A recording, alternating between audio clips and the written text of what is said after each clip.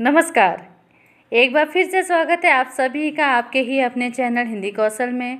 मैं एक बार पुनः प्रस्तुत हूँ आप सभी के समक्ष अपनी एक नई कक्षा में एक नए शीर्षक के साथ। और आज की कक्षा में हम रसखान जी द्वारा रचित सवैये के ही क्रम को आगे बढ़ाएंगे। जैसा कि आप सभी जानते हैं कि इससे पूर्व में ही मैं आपको रसखान जी की जीवनी तथा रसखान जी द्वारा रचित सवैये के 2 प्रथम सवैये पढ़ा चुकी हूँ।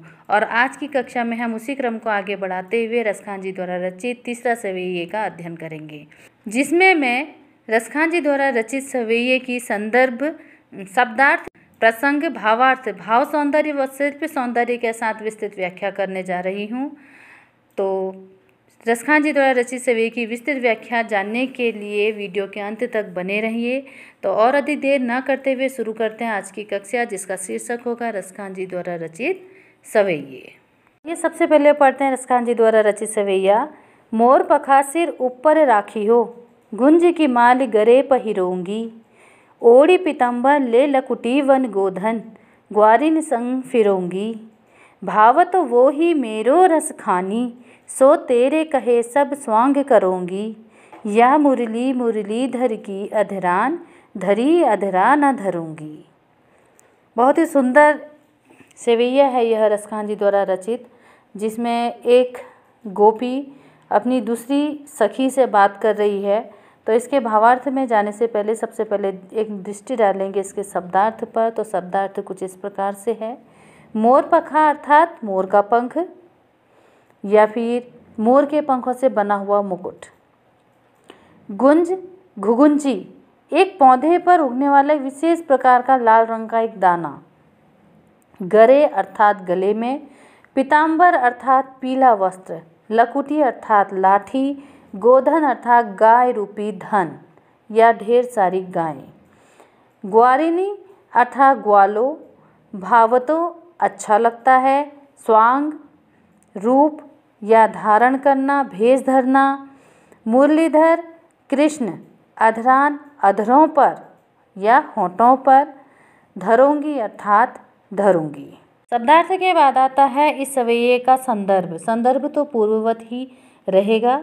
जैसे प्रस्तुत सवैया कक्षा 9 की पाठ्यपुस्तक क्षितिज भाग 1 के काव्यखंड में संकलित रसखान जी द्वारा रचित सवैये से लिया गया है। इसके पश्चात आता है प्रसंग। प्रसंग कुछ इस प्रकार रहेगा। प्रस्तुत सवैये में कवि रसखान जी ने श्री कृष्ण के अनुराग में एक गोपी की अपनी सखियों से होने वाली वार्ता का वर्णन किया है, जिसमें वह श्री कृष्ण के प्रेम में श्री कृष्ण के सभी स्वांग अर्थात रूप धारण करने की बात कह रही है। संदर्भ और प्रसंग के बाद अब हम आते हैं सवैये के भावार्थ पे। तो भावार्थ देखिए, भावार्थ कुछ इस प्रकार है। मोर पखा सिर ऊपर ही राखी हो, गुंज की माल गरे पहिरोंगी। कृष्ण से अनुराग रखने वाली एक गोपी अपनी दूसरी अंतरंग सखी से कहती है, सबसे प्रिय सखी से अपनी कह रही है कि हे सखी, मैं कृष्ण के प्रेम में अपने सिर पर मोर पंखों का बना मुकुट पहन लूँगी। गुंज की माल गरे पहिरोगी अर्थात अपने गले में गुंज की माला डाल लूँगी। कृष्ण का सा रूप धारण करने के लिए मैं ओढ़ी पीताम्बर ले लकुटी बन गोधन। मैं कृष्ण का रूप धारण करने हेतु कृष्ण के ही जैसे पीले वस्त्र भी धारण कर लूँगी। ग्वारिन संग फिरोंगी। और क्या कहूँ, मैं तो कन्हैया के अनुराग में इस तरह बावरी हूँ कि मैं तो कृष्ण की तरह अपने हाथों में लाठी लेकर गायों और ग्वालों के संग वन वन उन्हें चराती घूमती रहूँगी। भाव तो वो ही मेरो रस खानी, सो तेरे कहे सब स्वांग करूँगी। वह कृष्ण मेरे मन को बहुत लुभाता है। भाव तो अर्थात बहुत अच्छा लगता है, मेरे मन को बहुत ही भाता है, उससे मुझे बहुत ही प्रेम है। इसलिए तेरे कहने पर मैं उसके लिए यह सारा स्वांग भी रच लूँगी। या मुरली मुरलीधर की अधरान धरी अधरान धरूंगी। परंतु हे सखी, कृष्ण ने जिस मुरली को अपने होठों पर रखा था, उस मुरली को मैं किसी भी स्थिति में अपने अधरों पर स्थान नहीं दे सकती। अधर अर्थात होठ, यही वह मुरली है जिसके कारण श्री कृष्ण ने मुझे विस्मृत कर रखा है। तो यहाँ पर एक गोपी अपनी सखी से कह रही है कि वह कृष्ण के अनुराग में कृष्ण के समस्त रूप धारण करेगी। वह पीताम्बर वस्त्र भी पहनेगी, वह एक लाठी लेकर गायों के संग वन वन ग्वालों के संग भी घूमेगी, गले में गुंज की माला भी पहनेगी और उसे कृष्ण इतने प्रिय हैं कि वह प्रत्येक स्वांग उनका रचेगी।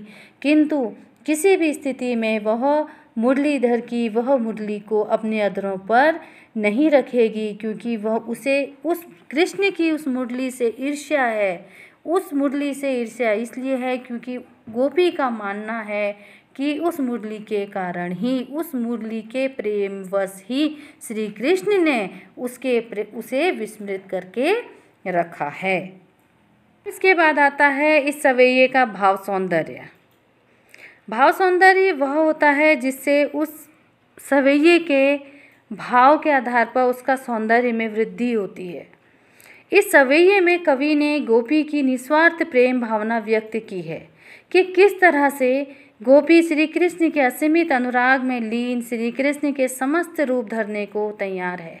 वह स्वयं को भूल कर श्री कृष्ण के में समाहित हो जाना चाहती है। वह स्वयं को भूल श्री कृष्ण के में समाहित हो जाना चाहती है। वहीं श्री कृष्ण की मुरली के प्रति गोपी की ईर्ष्या का भी वर्णन कवि ने बखूबी किया है कि गोपी के भावों की अभिव्यक्ति सहज और स्वाभाविक रूप से की है। भाव सौंदर्य के बाद अब एक दृष्टि डालेंगे शिल्प सौंदर्य पे। ब्रज भाषा का रसमय, कोमल, सरल, स्वाभाविक प्रयोग हुआ है। सवैये में अनुप्रास अलंकार का सुंदर प्रयोग किया गया है। यह सवैया संगीतात्मकता, लय और छंद प्रवाह का अद्भुत संगम है। संबोधन शैली का प्रयोग द्रष्टव्य होता है। मुरली मुरलीधर अर्थात अधरान धरी अधरान धरूंगी में सभंग पद यमक अलंकार है।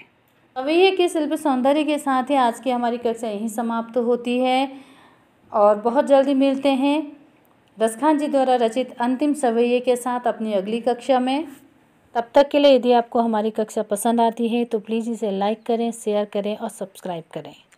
और एक बात मैं हमेशा कहती हूँ, हिंदी हमारी राष्ट्रभाषा है। हिंदी भाषा पर गर्व करें। धन्यवाद।